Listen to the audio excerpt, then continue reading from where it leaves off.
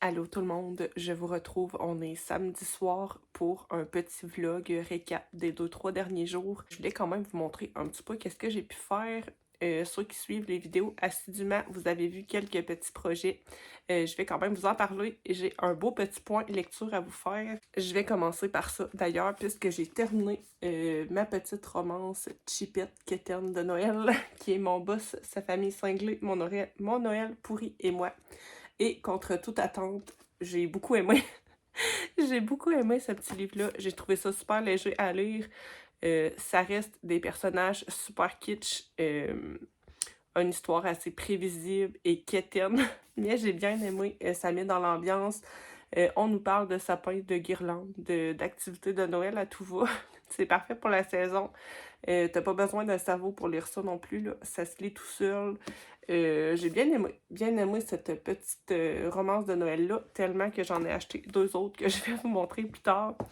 C'est fou parce que c'était pas du tout un style de livre qui m'intéressait. C'était la première fois en fait que je me lançais là-dedans. C'est un petit livre que j'ai trouvé à la ressourcerie pour vraiment pas cher, donc je m'étais dit pourquoi pas. Et finalement, ben, j'aime bien. Contre toute attente, c'est bien pour dire parfois il faut tester pour voir si on aime ou pas. Là, je vous parle de ma lecture en cours qui est Meurtre sur le Christmas Express de Alexandra Benedict. C'est super page-turner. J'ai déjà le tiers de lu et pourtant je l'ai commencé hier. J'avais lu un autre de ses livres l'an passé qui était Les 4 petits meurtres de Noël que j'avais bien aimé aussi. Dans ce livre-là, on retrouve un peu le même genre de personnage super attachant. Donc j'ai bien hâte de continuer cette petite lecture qui est aussi sans prise de tête. C'est un cosy mystery. Je continue avec mes lectures en cours puisqu'il y en a plusieurs. En audio, je suis en train de lire Le Pont des Tempêtes, mais j'approche de la fin. Il me reste 2 heures d'écoute et je pense que ça va être vraiment un coup de cœur. J'aime beaucoup l'univers, même si c'est assez lent comme récit. J'aime beaucoup les 2 personnages principaux, Lara et Aren. Vraiment, je les aime trop. Donc, j'ai hâte de voir qu'est-ce qui va se passer avec ça. Je trouve que l'univers est super bien construit, les personnages aussi. Toutes les actions ont des raisons et ça, je l'apprécie parce que parfois, dans les romans tessiers, il y a des décisions qui sont prises qui sont assez farfelues, si on peut dire ça ainsi. On comprend la raison dans l'histoire, mais en fait, elles ne font pas vraiment de sens du point de vue du personnage. Là, on n'a pas du tout ça dans Le Pont des Tempêtes. J'aime beaucoup ma lecture. Je vous en reparlerai quand je l'aurai fini, là, mais je pense que ça va être un autre coup de cœur de cette année.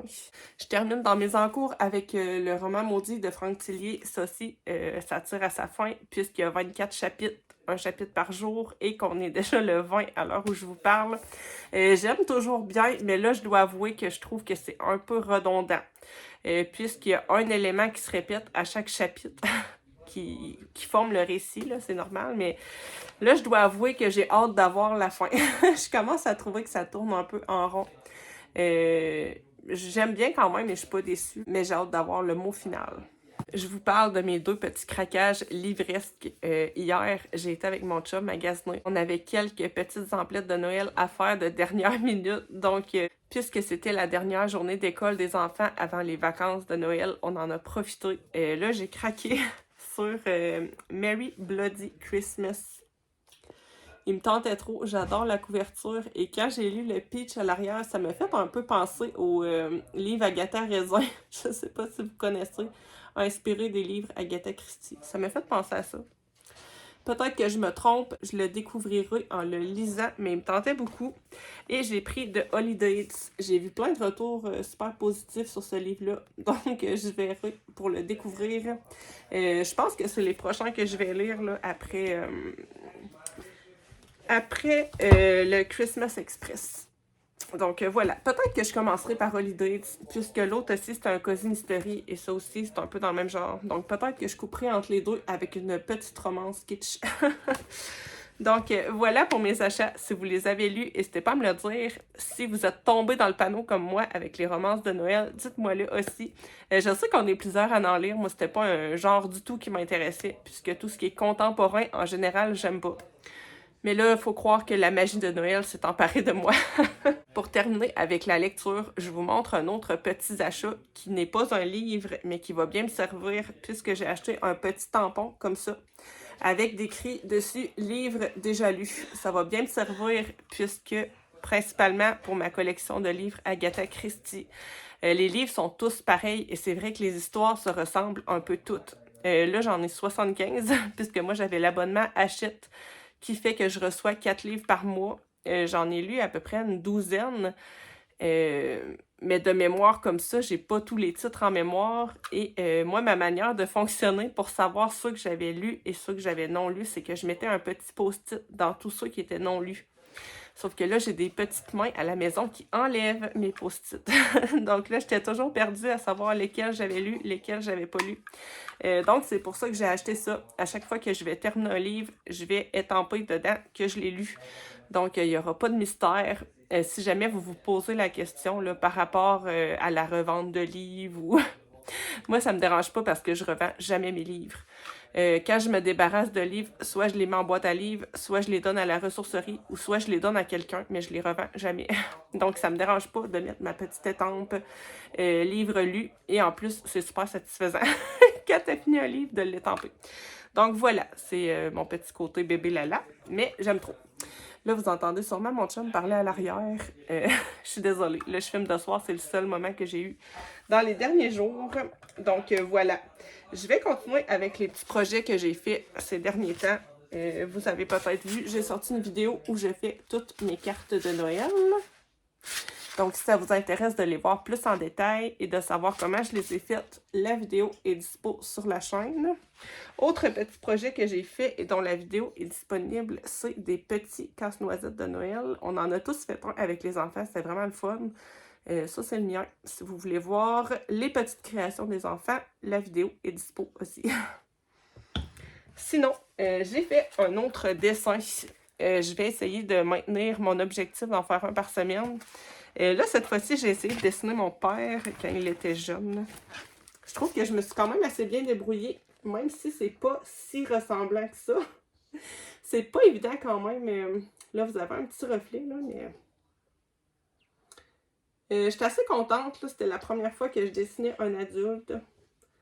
C'est juste mon 4e portrait à vie, donc je suis vraiment contente, même si c'est des petites erreurs de proportion. Si jamais ça vous tente de voir comment je l'ai faite, j'ai fait une vidéo où on le fait ensemble, en fait. Donc voilà, vous voyez tout mon petit processus. Je vais terminer avec les quelques autres petits achats que j'ai faits. Vous allez voir, il n'y a pas grand-chose, mais je continue dans la thématique du dessin. J'ai acheté 2 micro-effaces qui me servent bien quand je veux faire des lumières. Justement, quand je fais des portraits. Je vais commencer par la carrée ici. C'est la marque Tombow, les monos 0. Ça, c'est le 2.5 par 5. C'est une efface carrée comme ça. Je sais pas si ça fait le focus très bien sur l'efface ou sur mes mains, là, mais bon. C'est comme ça, et ça vient avec quelques petites recharges. Et la deuxième, elle est vraiment rikiki. Et ça, c'est toujours la Tombow Mono 0, le 2.3. C'est un kit avec les deux. J'en ai une aussi électrique là, que j'avais acheté il y a longtemps pour le colo. Mais c'est vrai que quand on fait du dessin, c'est pas l'idéal parce que j'ai l'impression que ça efface vraiment trop des grandes zones. est trop blanc. Moi, des fois, je veux juste effacer un petit peu. Et les effaces électriques, c'est vrai que ça efface beaucoup. Donc là, on s'en retrouve avec vraiment du blanc qui détonne. Je suis très contente de ces petits achats-là. J'ai pu les tester justement en faisant le portrait de mon papa. Là, le prochain dessin que j'aimerais faire, c'est ma mère quand elle était jeune ou un des enfants de ma soeur. Je vais voir, selon les photos que je dispose, là, je sais que ma mère devait fouiller dans ses photos pour me trouver une photo d'elle. Donc peut-être qu'elle n'aura pas le temps avec le temps des fêtes. Mais elle m'a imprimé beaucoup de photos là, des enfants de ma soeur. Donc peut-être que je me dirigerai vers ça. Sinon, toujours pour nos petits bricots avec les enfants, j'ai acheté ça chez Dollarama. C'est des petites formes à peindre. Il y en a 3 en bois, 3 en styromousse et 3 en feutrine. Donc, on va sûrement faire ça dans les prochains jours. Il y a le bonhomme de neige et le sapin. Même principe là, avec les 3. Et sinon, j'ai acheté ceux-là. C'est des boules de Noël en bois. C'est drôle, on me voit dans le reflet de la... Ici. Ça, il y en a 50. Il y en a vraiment beaucoup. Donc, ça serait chouette de faire ça dans les prochains jours. Finalement, achat qui a comme aucun rapport, mais quand je l'ai vu, j'ai craqué dessus. C'est une boîte carrousel. Quand je l'ai vu, je l'ai trouvée trop belle. Et puis, c'est vraiment peint. C'est pas imprimé. J'ai acheté ça chez Winners. Quand je l'ai vu, je l'ai trop aimé. Donc, voilà pour la petite boîte. Donc, c'est tout pour les achats, les choses que j'ai pu faire. Je trouve que Noël arrive extrêmement vite. J'avais beaucoup de projets que j'ai pas eu le temps de faire. Entre autres, la courte pointe là, que j'ai mis vraiment sur pause. J'ai refait la couture puisqu'on a fait les bas de Noël avec Emma. Et j'ai d'autres petits projets de couture dont je vous ai pas parlé, mais qui sont des cadeaux de Noël. Donc, je les ai pas montrés ici puisque je sais que la personne en question regarde mes vidéos. Donc, il y a ça. Sinon, il y a le calendrier de crochet puis capot que là, j'ai complètement délaissé cette semaine. J'ai pas du tout avancé l'oiseau. J'ai juste fait le bec puis les 2 petites joues. J'avais une micro partie de la tête, mais j'ai pas du tout retouché à ça. Là, je l'ai mis de côté. Je pense que je vais le terminer après les fêtes. Et puis, puisqu'il n'y a pas rien après Noël, je pense que je vais continuer mes projets de Noël pour le mois de janvier. C'est un peu ce que j'avais fait avec l'Halloween. je me faisais une réflexion, en fait. Pourquoi j'ai eu le temps de faire tant de choses pour l'Halloween et si peu pour Noël? J'ai l'impression que Noël, c'est arrivé comme un cheveu sur la soupe.